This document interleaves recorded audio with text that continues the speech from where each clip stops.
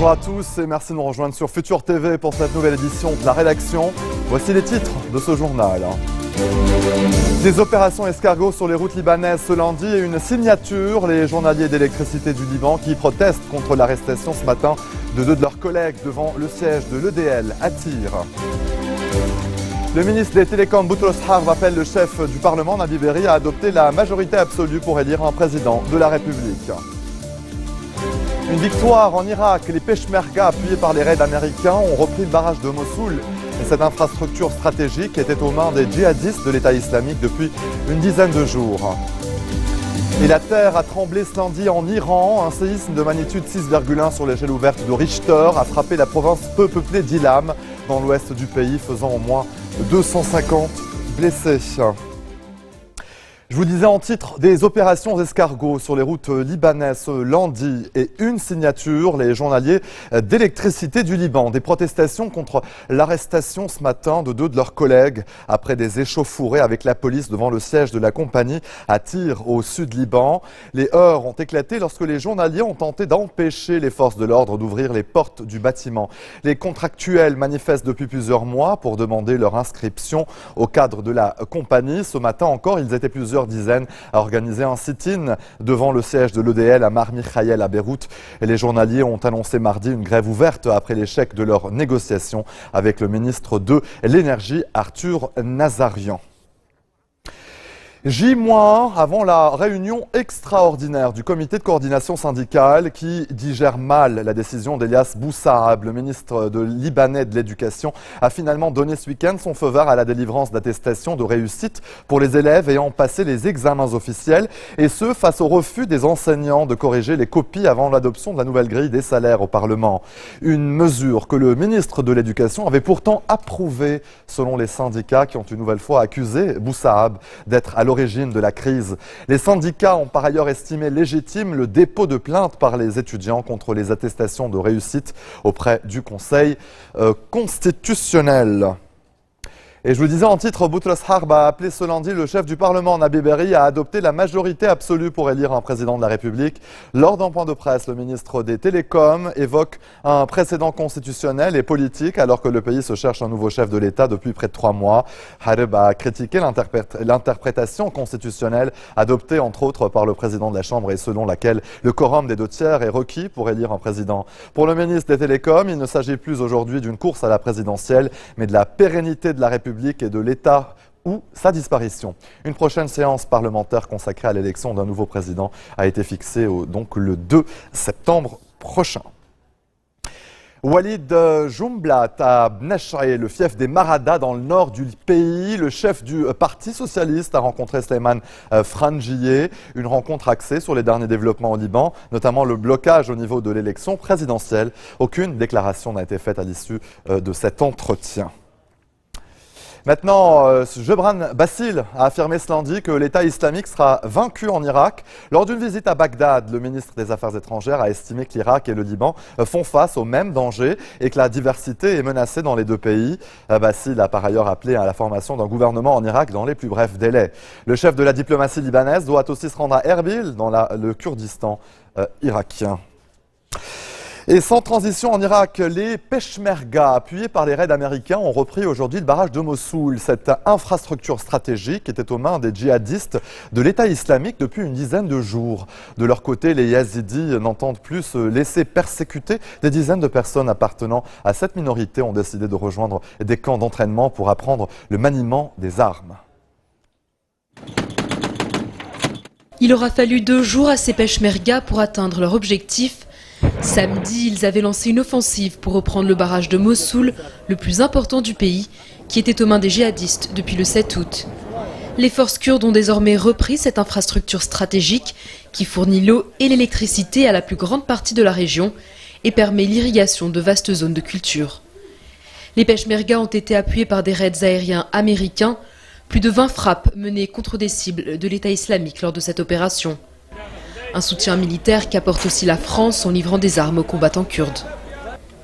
Dans le nord-est de la Syrie, à la frontière avec le Kurdistan irakien, des Peshmerga entraînent des centaines de Yazidis irakiens, membres de cette communauté kurdophone non musulmane, considérée comme hérétique par les djihadistes. Ils sont des dizaines, jeunes et moins jeunes, tous volontaires.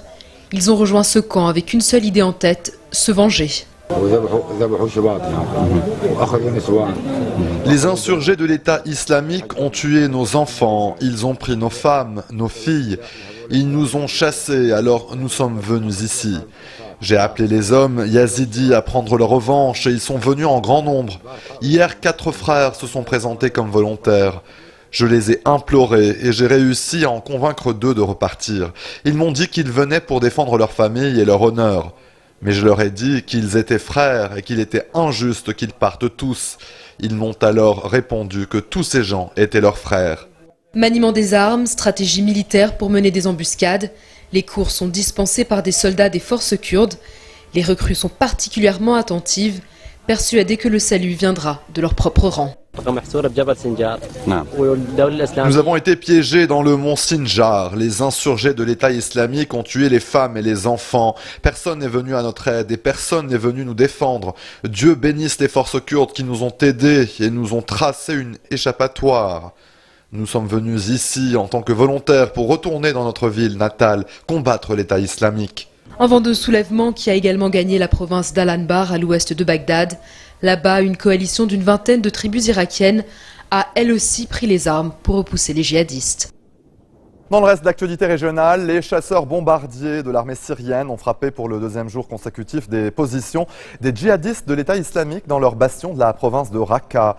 Hier dimanche, 31 islamistes et 8 civils avaient été tués dans des raids contre ce groupe ultra-radical qui sème la terreur en Syrie, mais aussi en Irak où il contrôle plusieurs régions.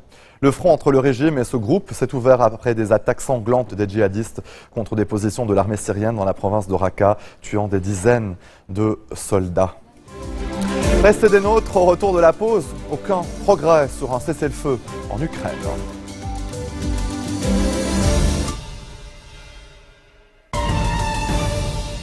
Retour sur le plateau de l'info, les négociations en direct sur Gaza ont repris au Caire. La délégation palestinienne discute avec les médiateurs égyptiens sur les points d'achoppement d'un éventuel accord de trêve avec Israël.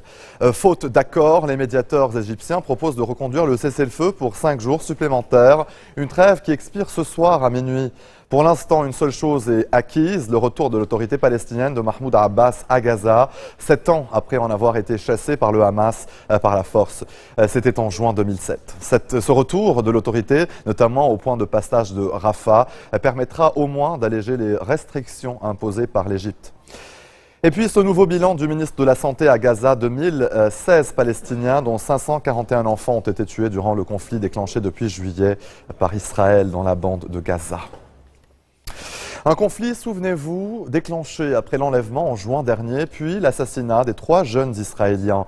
L'armée israélienne a annoncé ce lundi avoir détruit à Hébron, en Cisjordanie, les maisons de 2 Palestiniens accusés d'avoir participé au rapt et au meurtre. Tous les accès du domicile d'un 3e Palestinien ont été condamnés.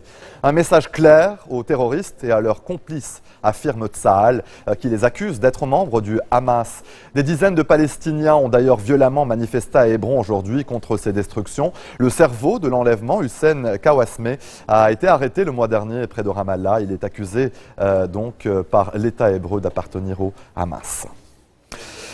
Je vous le disais, la terre a tremblé ce lundi en Iran. Un séisme de magnitude 6,1 sur l'échelle ouverte de Richter a frappé la province peu peuplée d'Ilam, dans l'ouest du pays, faisant au moins 250 blessés. D'importants dégâts matériels ont été enregistrés dans cette région, non loin de la frontière irakienne, et où au moins 44 secousses ont été ressenties depuis dimanche, ce qui avait poussé de nombreux habitants à passer la nuit à l'extérieur de leur maison. Les équipes de secours ont été dépêchées sur place. Aucun mort pour l'instant n'a été signalé. Et donc nous aurons plus de précisions sur ce tremblement de terre dans nos prochaines éditions.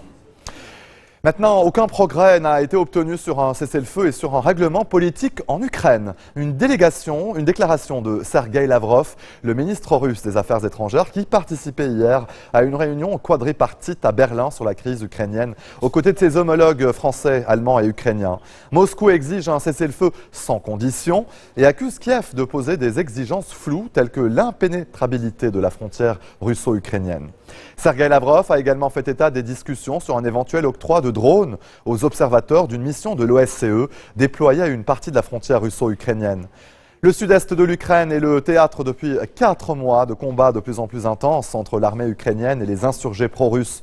Ces séparatistes sont accusés ce lundi par Kiev d'avoir tiré avec des grades et des mortiers livrés par la Russie sur une colonne de réfugiés près de Lugansk, un bastion séparatiste. Il y aurait de nombreux morts, dont des femmes et des enfants. Ils ont fait 2 révolutions et renversé 2 présidents. Pourtant, il reste la génération perdue. Les jeunes Égyptiens de 18 à 29 ans ne vont pas très fort, selon le dernier rapport de l'Organisation égyptienne des statistiques pour 2013. Souvent sans emploi, ces jeunes vivent avec très peu et leur santé est fragile. 28% des jeunes vivent avec moins de $2 par jour et 24% avec un peu plus de $2. Cela fait très peu, même si le pain et certaines denrées essentielles sont subventionnés en Égypte. La cause principale de cette pauvreté est le chômage qui frappe 29% des jeunes.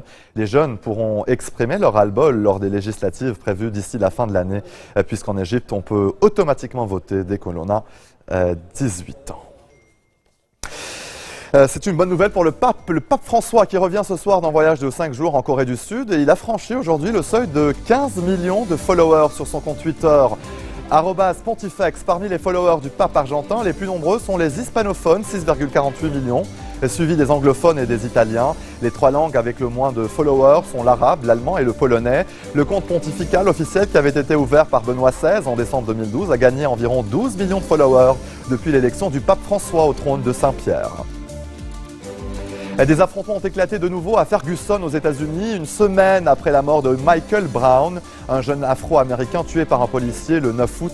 La garde nationale va être déployée dans la ville. Selon le rapport préliminaire d'autopsie publié par le New York Times, le jeune homme aurait été touché par 6 balles, dont 2 à la tête. La journée de dimanche avait été marquée par une cérémonie empreinte d'émotion.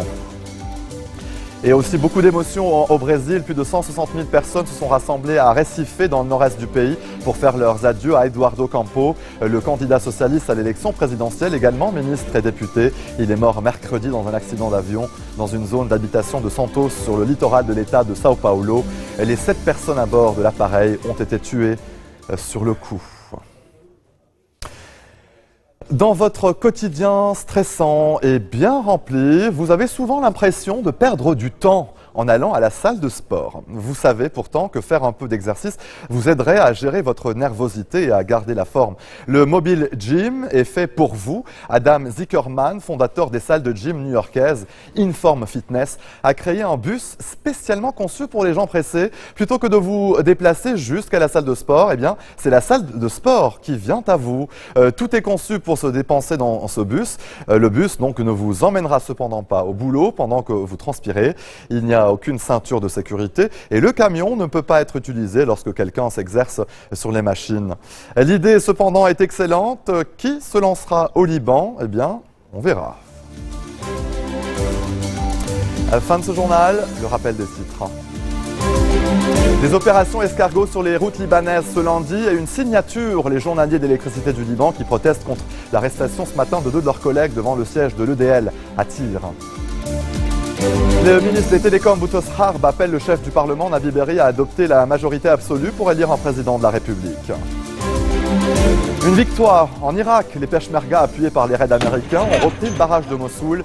Cette infrastructure stratégique était aux mains des djihadistes de l'État islamique depuis une quinzaine de jours. La terre a tremblé ce lundi en Iran. Un séisme de magnitude 6,1 a frappé la province peu peuplée d'Ilam dans l'ouest du pays, faisant au moins 250 blessés. Merci à vous de nous avoir suivis. Excellente suite de programmes sur notre antenne. Vous retrouverez Nora Hull à la barre du prochain JT.